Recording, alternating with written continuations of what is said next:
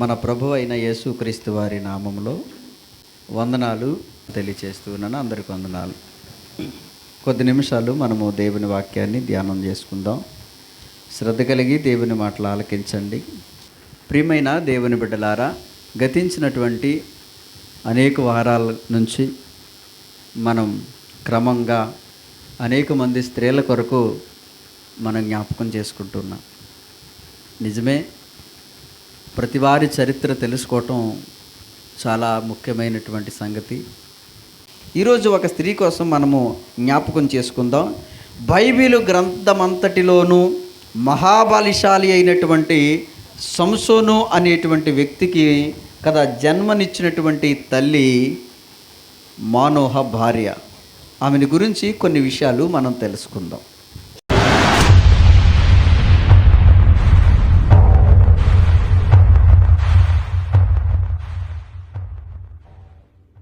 ఇశ్రాయేలీయుల యొక్క వంశంలో అబ్రహాము, ఇస్సాకు, యాకోబు వీళ్ళని ఏమన్నారంటే పితరులు అన్నారు. అబ్రహాము, ఇస్సాకు, యాకోబు వీళ్ళని ఏమన్నారు? పితరులు అన్నారు. ఈ పితరులైనటువంటి యాకోబుకి 12 మంది కుమారులు. వారిని ఏమన్నారంటే 12 గోత్రకర్తలు అన్నారు. ఈ 12 గోత్రకర్తల్లో యాకోబు భార్య అయినటువంటి రాహేలుకి దాసి అయినటువంటి బిల్హా ఒక కుమారుని కంటుంది యాకోబుకి. అతని పేరేంటంటే దాను. ఇశ్రాయేలు గోత్రకర్తల్లో దాను అనేటువంటి గోత్రం కూడా ఉంటుంది. ఈ దాను అనేటువంటి గోత్రములో నుంచి, ఆ వంశములో నుంచి వచ్చినటువంటి స్త్రీయే ఈ మానోహ భార్య. ఇక్కడ మనం ఆలోచన చేసినప్పుడు చదవబడిన పరిశుద్ధ లేఖన భాగాల్లో న్యాయాధిపతుల గ్రంథం 13వ అధ్యాయము 2వ వచనంలో చూసినప్పుడు దాను వంశస్థుడు, జోరియా పట్టణస్థుడు, అంటే ఈమె దాను అనేటువంటి గోత్రానికి చెందినటువంటి స్త్రీగా మనకు కనబడుతూ ఉంది. ఈమె ఊరు పేరు వచ్చేసి జోరియా పట్టణము అనేటువంటి ఊరు అనమాట. ఆ ఊరికి చెందినటువంటి స్త్రీగా ఈమె ఉంది. తర్వాత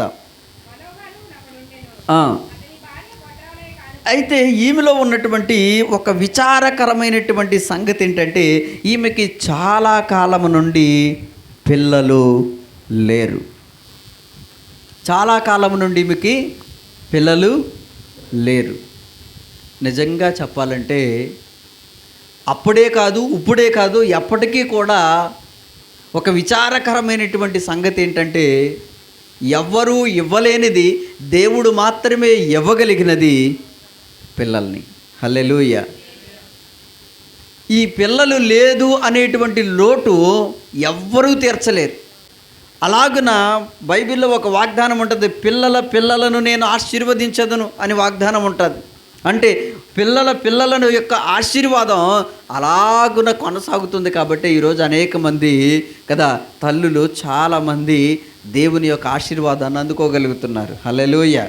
కానీ పిల్లలు లేరు అనేటువంటి లోటు ఎప్పటికీ కూడా విచారకరమైనదే. ఒక స్త్రీ యొక్క జీవితంలో, వివాహమైన తర్వాత ఒక స్త్రీ యొక్క జీవితంలో ఎన్ని ఉన్నా కానీ పిల్లలు లేరు అనేటువంటి లోటు చాలా విచారకరమైనది. ఆ బాధ సామాన్యమైనది కాదు. అది ఎవరికి చెప్పుకోలేనిది. ఆ బాధను గురించి తనలో తానే అనుభవిస్తున్నటువంటి ఆ క్షోభను చూచినప్పుడు చాలా చాలా విచారకరమని అనిపిస్తూ ఉంటుంది. ఆలోచన చేయండి. ఇప్పటికీ కూడా పిల్లలు లేరు అనేటువంటి లోటు ఒక లోకంలో ఒక నిందగానే ఉండిపోయింది. అందుకని లేయా కూడా అంటుంది, తన గర్భవతి అయినప్పుడు ఏమంటుందంటే, దేవుడు నాకు లోకంలో నుంచి నిందను కొట్టివేశాడు అని చెప్తుంది. హల్లెలూయా. అంటే ఏముంది? పిల్లలు లేకపోతే ఆ తల్లికి నింద. లోకం ఏం చేస్తుందో తెలుసా? నిందలేస్తుంది. ఆలోచన చేయండి.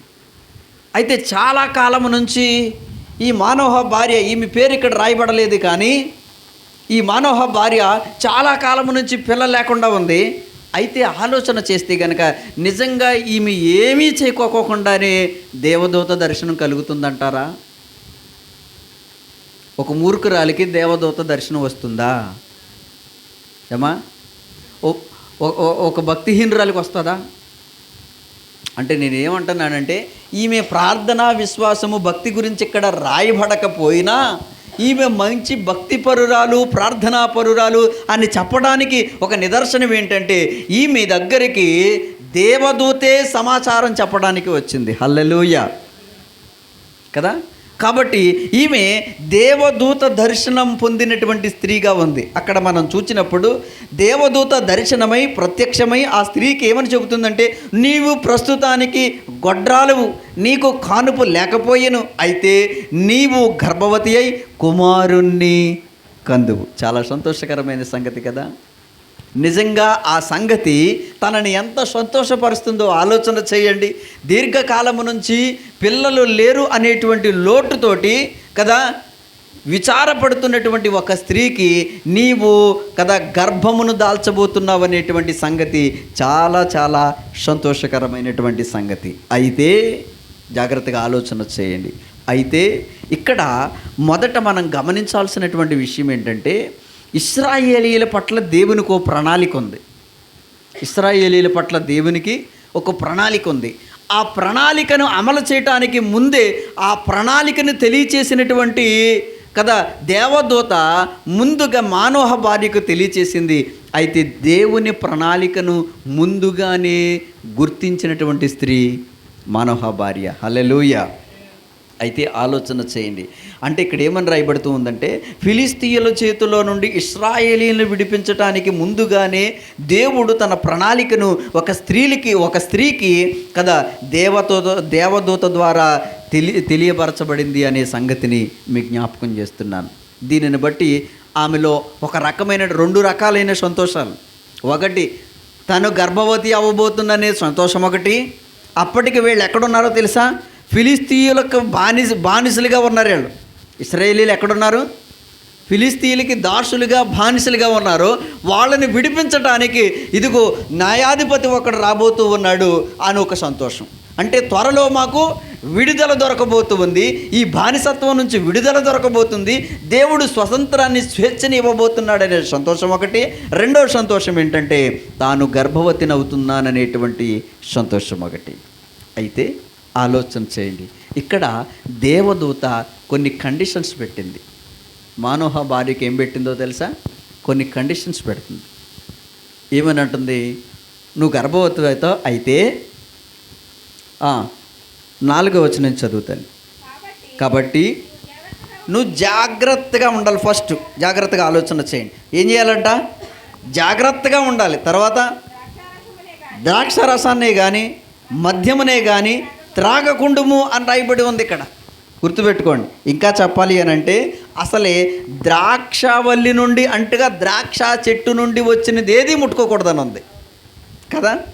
అయితే ఏదేమైనప్పటికీ దేవుడు ఇక్కడ ఈ స్త్రీకి కొన్ని కండిషన్స్ దేవదూత ద్వారా తెలియచేస్తూ ఉన్నాడు. ఒకటి, నువ్వేం చేయాలో తెలుసా? జాగ్రత్తగా ఉండాలి. ఏం చేయాలి? జాగ్రత్తగా ఉండాలి. ఈ ఆనందంతో గంతులు వేయకూడదు, ఈ సంతోషంలో నువ్వు గంతులు వేయకూడదు, ఎలా పడితే అలా ఉరకకూడదు. అంతమంది ఎలా అయినా దేవుడు నాకు కదా పిల్లల్ని ఇచ్చేస్తున్నాడు కదా, దేవుడు ఎలాగ సమాచారం తెలియజేశాడు కదా అని నీ ఇష్టం వచ్చినట్టు ఉండకూడదు. ఇప్పుడు ఒక మాట నిజమే, దేవుడు ఒక సమాచారము, ఒక వాగ్దానం మన పట్ల చేశాడు. కానీ మనం కూడా చాలా మట్టుకు జాగ్రత్తగా ఉండాలి. ఉదాహరణకి, ఇది మొదలుకొని నీ రాకపోకల యందు యెహోవా నిన్ను, ఉందా వాగ్దానం? ఉంది, రైట్.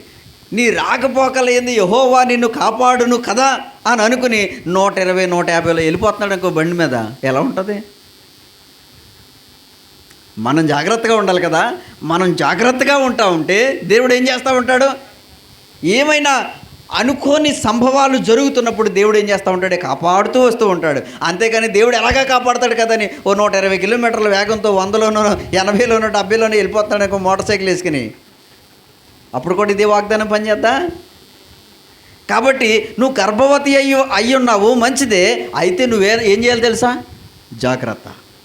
ఎలా ఉండాలి? జాగ్రత్తగా ఉండాలి. నువ్వు చాలా జాగ్రత్తగా ఉండాలి. నువ్వు నడిచేటప్పుడు, కూర్చున్నప్పుడు, లేచినప్పుడు నీవు చాలా చాలా జాగ్రత్తగా ఉండాలి. ఎందుకో తెలుసా? దేవుడు నీ గర్భాన్ని తెరిచింది సామాన్యమైన సంగతి కొరకు కాదు, ఇశ్రాయేలీయుల సర్వ సమాజాన్ని విడిపించబోయేటువంటి న్యాయాధిపతి కొరకు నీ గర్భాన్ని తెరిచాడు దేవుడు. హల్లెలూయా. కాబట్టి ఏం చేయమంటున్నాడు అక్కడ దేవదూత? ఏం చెబుతుందంటే నువ్వు జాగ్రత్తగా ఉండాలి. ద్రాక్ష రసాన్ని కానీ, ఇంకా చెప్పాలంటే ద్రాక్ష మొక్క నుండి, ద్రాక్ష వల్లి నుండి వచ్చినటువంటి ఏది ముట్టకూడదు, తినకూడదు. తర్వాత అపవిత్రమైనది ఏది తినకూడదు. గుర్తుపెట్టుకోండి, ఏం తినకూడదంట? మానోహ భార్యకి దేవదూత ఏం చెప్పిందో తెలుసా? అపవిత్రమైనది తినొద్దు. అంటే పవిత్రమైనవి కొన్ని ఉన్నాయి, అపవిత్రమైనవి కొన్ని ఉన్నాయి. అపవిత్రమైనటువంటి వాటిని దేవుడు తినొద్దు అన్నాడు. ఇప్పుడు సముద్ర మత్స్యములు ఉన్నాయి, అన్నీ తినేయచ్చా? సముద్రంలో చేపలు ఉన్నాయి, అన్నీ తినేయచ్చా కదా? ఇప్పుడు మీరు వాక్యాన్ని చదివినప్పుడు కూడా మీరు ఫలానా వాటినే తినండి, పొలుసులు కలిగిన వాటిని తినండి, ఇదిగో దాన్ని ఇలా ఉన్నదాన్ని మాత్రమే మీరు తినండి అని గుర్తులు కూడా దేవుడు చెప్తాడు. అంటే ఈ లోకంలో మంచితో పాటు చెడు ఉంది, అంత మాత్రమే పవిత్రమైన వాటితో పాటు అపవిత్రమైనవి కూడా ఉన్నాయి.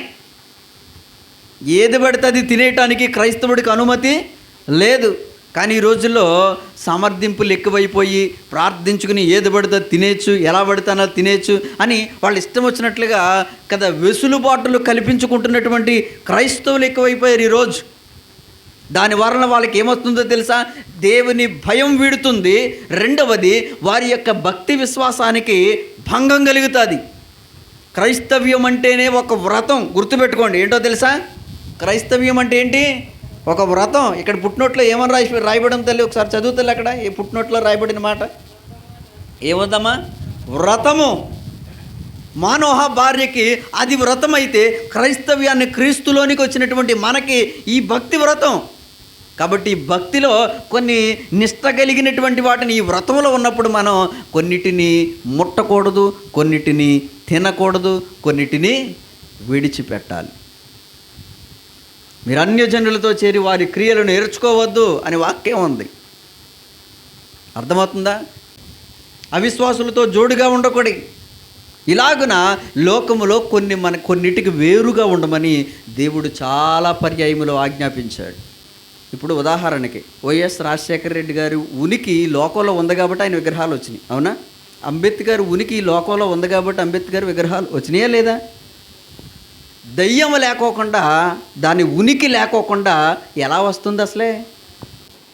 సమర్థింపులు ఎక్కువైపోయి ఈరోజు ఎవరో కొంతమందిని పోగు చేసుకోవటానికి, రాళ్ల వలె కదా అనేక మందిని పోగు చేసుకోవటానికి కదా ఇతరుల యొక్క మనోభావాల విషయంలో ఏదో కొంత ప్రేమ కలిగినట్లుగా ఉండటానికి, అబ్బో ఇతడు చాలా మనకు అనువుగా దగ్గరగా చెప్తున్నాడని ఆ ఇతరులను ఆకర్షించుకోవటానికి సమర్థింపుతో కూడినటువంటి బోధలు వస్తున్నాయి.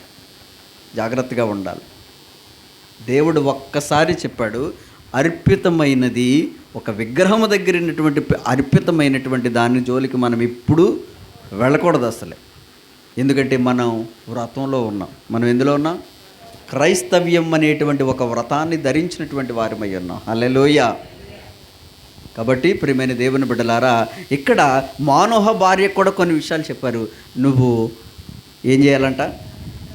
అపవిత్రమైనది ఏది తినొద్దు, పవిత్రమైనవి మాత్రమే తినాలి, అపవిత్రమైనటువంటి వాటిని ఇప్పుడు అలా కాదండి, ఏదైనా సరే ప్రార్థన వలన పవిత్రపరచబడుతుంది కదండి, అందుకని ప్రార్థన చేసుకుని తినేయచ్చు.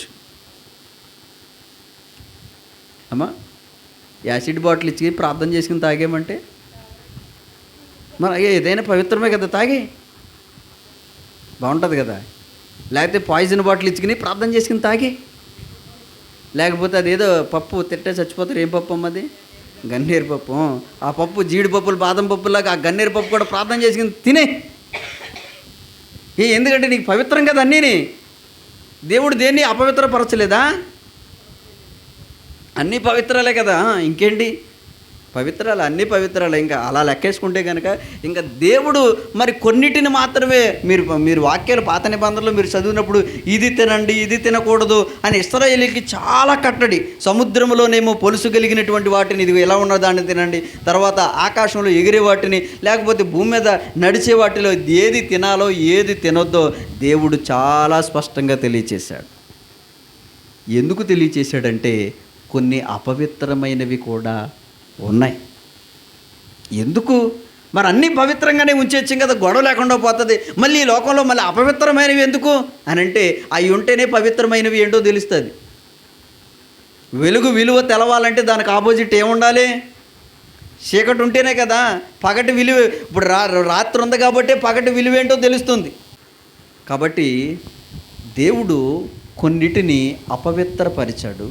ఆ అపవిత్రపరిచినటువంటి వాటిని మనము తినకూడదు, గుర్తుపెట్టుకోండి. అపవిత్రమైనది ఏది తినకూడదు. తర్వాత నీవు గర్భవతివై కుమారుని కందువు, అతని తల మీద మంగళగత్తి వేయకూడదు. ఆ బిడ్డ గర్భంలో పుట్టింది మొదలుకు దేవునికి నాజీరు చేయబడిన వాడై ఫిలిష్తీయుల చేతిలో నుండి ఇశ్రాయేలును రక్షింప మొదలుపెట్టునని ఆమెతో చెప్పగా. జాగ్రత్తగా ఆలోచన చేయండి. ఈ హెచ్చరికలు దేవదూత ద్వారా మానోహ భార్యకు దేవుడు తెలియచేసినటువంటి హెచ్చరికలు ఇవన్నీ కూడా. నువ్వెలా జీవించాలో, నువ్వెలా ఉండాలో, నీవు మరలా కదా కాన్పు జరిగేంత వరకు కూడా నువ్వెలా ఉండాలో కదా దేవుడు అనేకమైన విషయాలు ఇక్కడ స్పష్టంగా తెలియచేశాడు.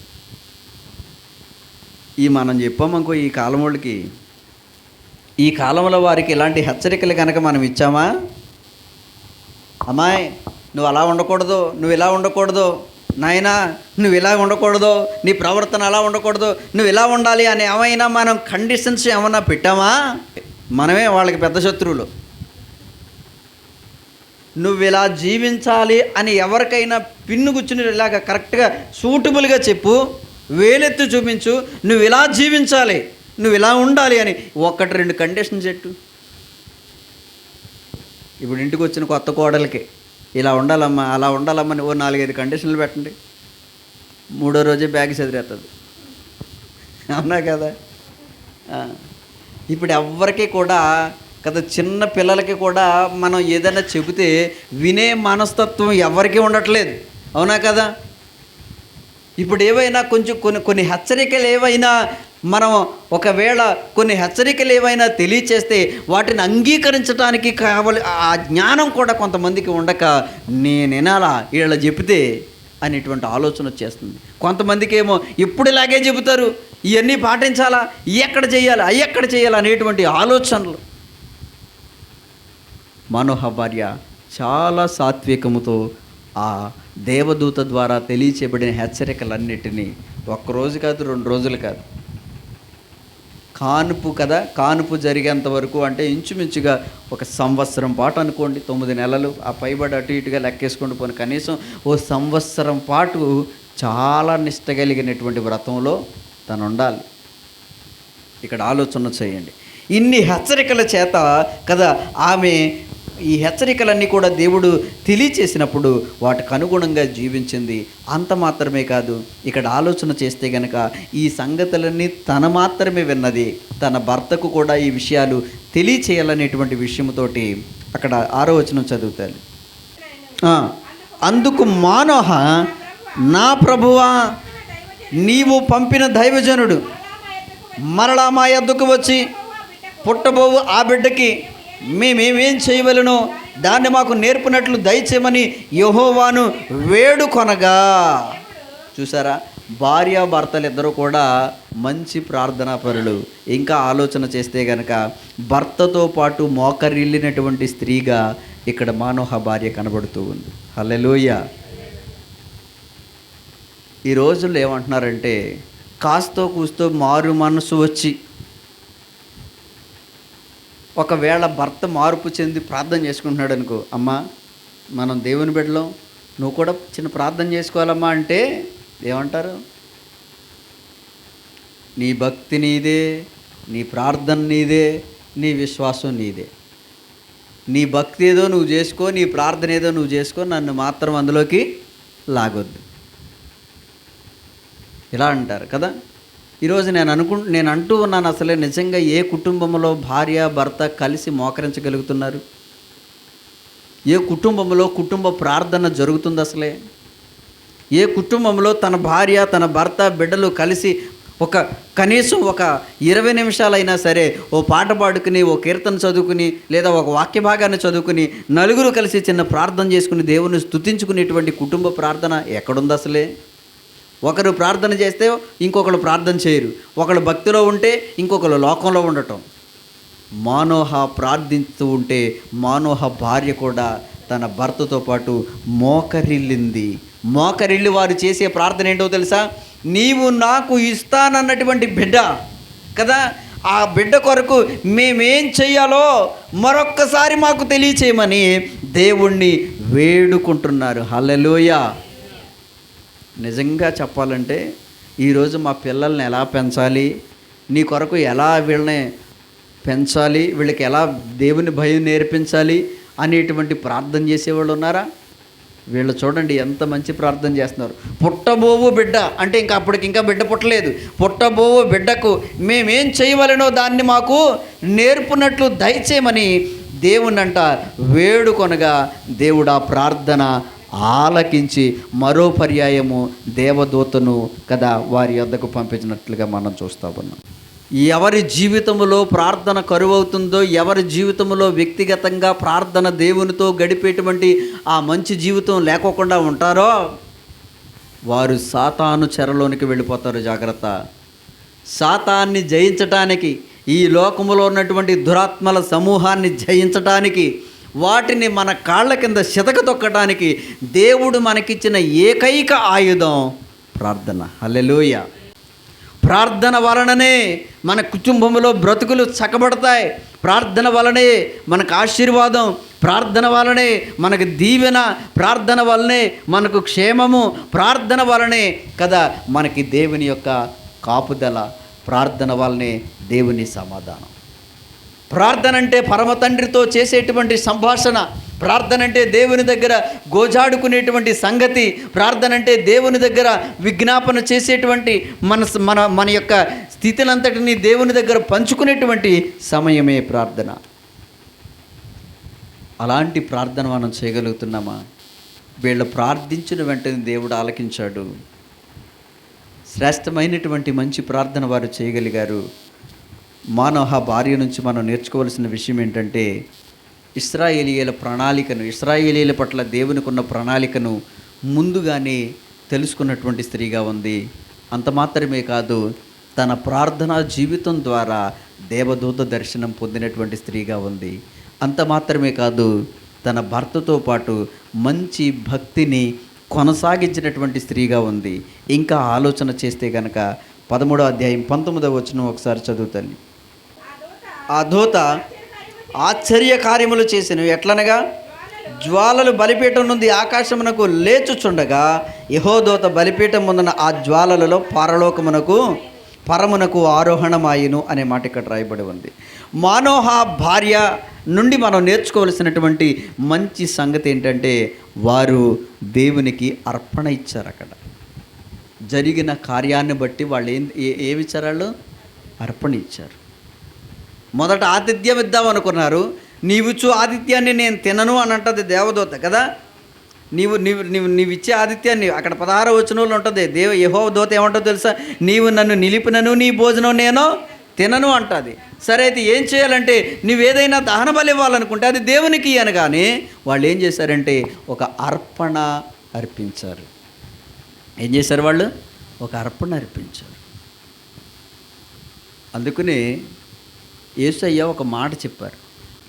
ఒక వ్యక్తి స్వస్థపరచబడిన తర్వాత అతడు శుద్ధుడవుతున్నాడని అతడు గ్రహించినప్పుడు యేసయ్య ఏమన్నారంటే, నీ వెళ్ళి నీ దేహాన్ని యాజకునికి కనపరుచుకో, మొదటి సంగతి.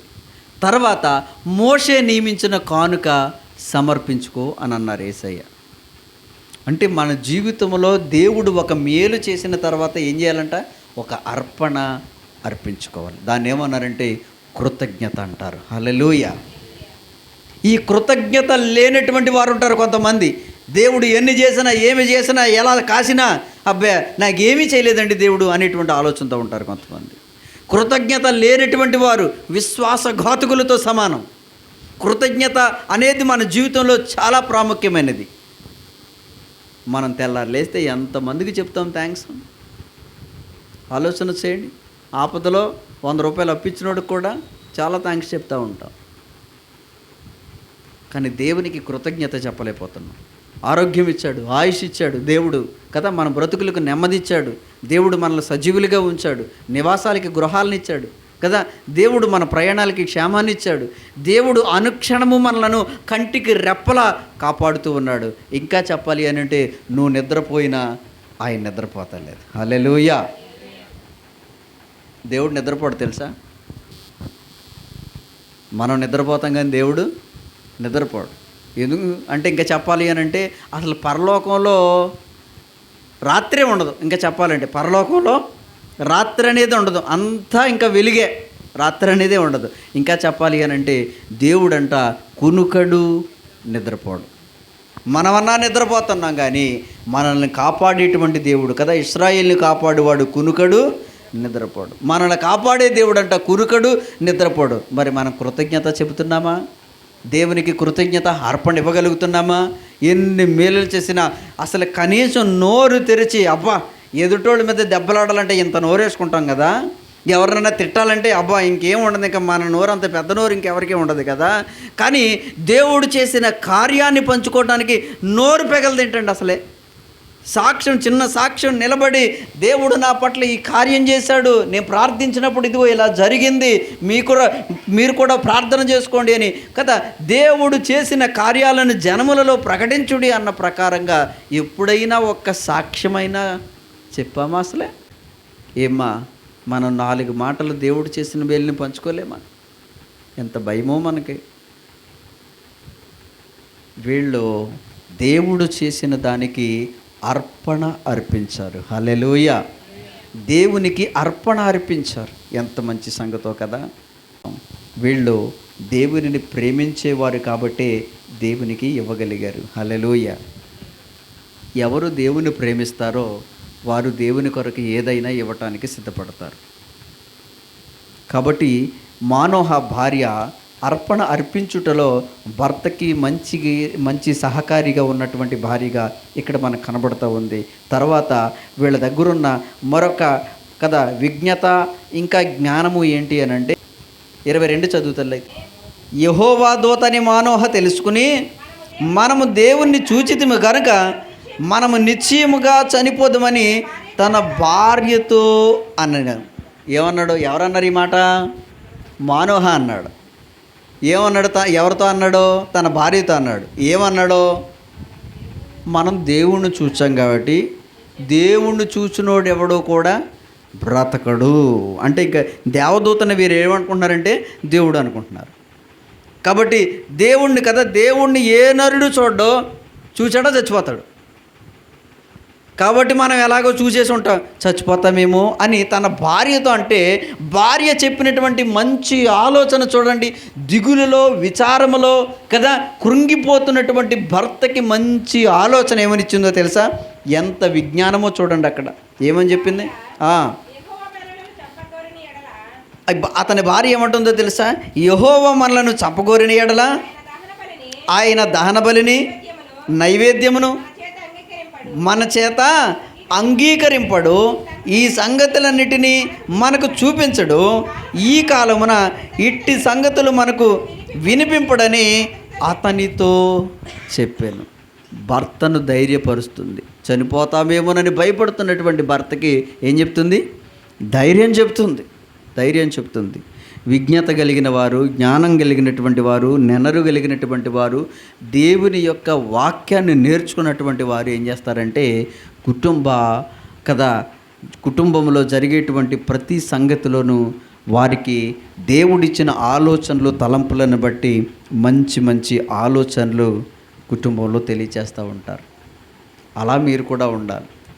ఇక్కడ దిగులుగా విచారంగా ఉన్నటువంటి తన భర్తకి, చనిపోతామేమో అనేటువంటి ప్రాణభయంతో ఉన్నటువంటి తన భర్తకి తెలియచేసిన సంగతి ఏంటంటే, ఎందుకు దిగులు పడుతున్నావు, ఎందుకు విచారపడుతున్నావు, ఎందుకు భయపడుతున్నావు? ఒకవేళ దేవుడే మనల్ని చంపి బలమైతే మన అర్పణ ఎందుకు అంగీకరిస్తాడు ఆయన? దేవదూతను పంపి మనకి సమాచారం ఎందుకు తెలియచేస్తాడు కదా? ఈ సంగతులన్నీ ఈ కాలంలో కూడా కదా వినిపింపడని అతనితో చెప్పినట్లుగా ఇక్కడ చూస్తూ ఉన్నాం. అంటే మంచి ఆలోచన చెప్పినటువంటి స్త్రీగా కూడా ఇక్కడ మానోహ భార్యను మనం చూస్తూ ఉన్నాం. ప్రియమైన దేవుని బిడ్డలారా, తర్వాత దినాలలో కదా సొంత బిడ్డ చేతే మనోదుఖానికి గురైనటువంటి తల్లిదండ్రులుగా కూడా వీరు ఉంటారు. అయితే ఆలోచన చేస్తే కనుక దేవుడు చెప్పినటువంటి ఆ క్రమమైనటువంటి రీతిలో వారి భక్తి విశ్వాసాలను బాగా కొనసాగించారు.